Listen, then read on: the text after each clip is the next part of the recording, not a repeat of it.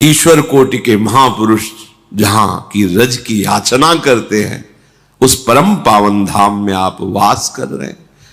कहीं वास करके साधु समागम है, साधु समागम के प्रभाव से भजन, रात दिन आपकी दिनचर्या भागवतिक, तो आपके लिए भगवत प्राप्ति कोई कठिन बात है क्या? परे हम देखते हैं कपट का जाल हम प्रभु से भी रखते हैं, गुरुदेव से भी रखते हैं, अपने हृदय की बात उनको नहीं बताते हैं। मन ही मन जो हमारे अंदर प्रेरणाएं आती हैं उसके अनुसार कार्य करते हैं। फिर जानते, अभी इसी शास्त्र में आप आगे श्रवण करेंगे, जब कोई गुरु आज्ञा का उल्लंघन करता है और अधर्म आचरण करता है, तो जो राक्षस लोग हैं, दैत्य लोग हैं, उनका आवेश उन पर हो जाता है। आगे प्रश्न आगे आएगा, जो अभी चरित्र सुनाएंगे उसमें आगे आएगा कि ये भीष्म कैसे मार सकते हैं पांडवों को, कैसे मार सकते हैं पांडवों के पक्ष को। तो दैत्य लोग कहते हैं युधिष्ठिर को, तुम्हें बिल्कुल निश्चिंत रहना चाहिए, हम सब तैयार हैं, ये अमुक भीष्म के हृदय में जाएंगे, ये द्रोणाचार्य के हृदय में जाएंगे, क्योंकि अधर्म का पक्ष लें, इसलिए मेरे उनके प्रवेश करने में कोई भय नहीं। अब भीष्म कार्य नहीं करेंगे, मैं कार्य करूंगा उनके शरीर में बैठकर।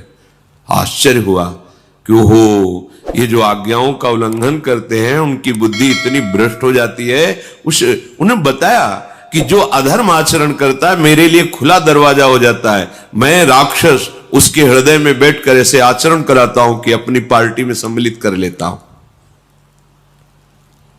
बोले तुम्हारी बुद्धि क्यों काम? क्योंकि वो आविष्ट हो चुकी है, असुरों से आविष्ट, आसुर भाव वहां प्रकाशित हो गया है। बार बार कहते हैं केवल बात मान लो, कोई नहीं छू पाएगा, जीते विनायक शुभ अशुभ विघ्न करे नहीं कोई। बात क्या? प्रभु से भी छल, सामने कुछ और चेहरा, पीछे कुछ और चेहरा। बड़ा आश्चर्य है भगवती माया के इस महाबल का कि वो सर्वांतर्यामी प्रभु से भी कपट कर रहा है।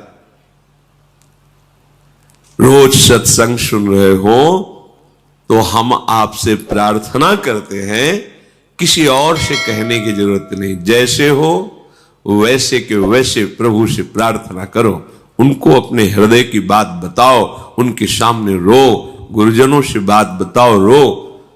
वो कहे या ना कहे, ठीक हो जाएगा, अपने आप ठीक हो जाएगा। इनके दरबार की ऐसी महिमा ही है कि वो कहे जाओ ठीक हो जाएगा, ये कहने की जरूरत नहीं, अपने आप ठीक हो जाएगा। पर हम कपट करके उनके पूछने पर भी, उनकी आज्ञा पर भी अपने मन को उत्साहित करके परमार्थ भ्रष्ट आचरणों को करते हैं, तो आसुर भाव प्रकट हो जाता है, कुछ समझ में ही नहीं आता, और जब समझ आई तब समझने लायक नहीं रह जाता। इसलिए रोज सत्संग सुनते हो, आप सबसे प्रार्थना है कि आप जो अधर्माचरण करेंगे उसका फल तो न्यून हो सकता है माना, पर इन दैत्यों का, इन असुरों का प्रवेश करने का रास्ता बन जाएगा। ये आसुर भाव, ये राक्षसी भाव तुम्हारे अंदर आकर फिर वो कृत्य कराएगा जो तुम बाद में कहोगे कि मैंने किया ही नहीं, पता नहीं कौन मेरे से करवा लिया। ये शास्त्र के रहस्य की बात बता रहे हैं आपको। इसलिए बहुत सावधान, बहुत कीमती जन्म है। सत्संग में बार बार कहते हैं सावधान हुए तो धाम भी छूट जाएगा, श्री जी के चरणारविंद का आश्रय छूट जाएगा, जीवन निरर्थक हो जाएगा। नहीं मानना,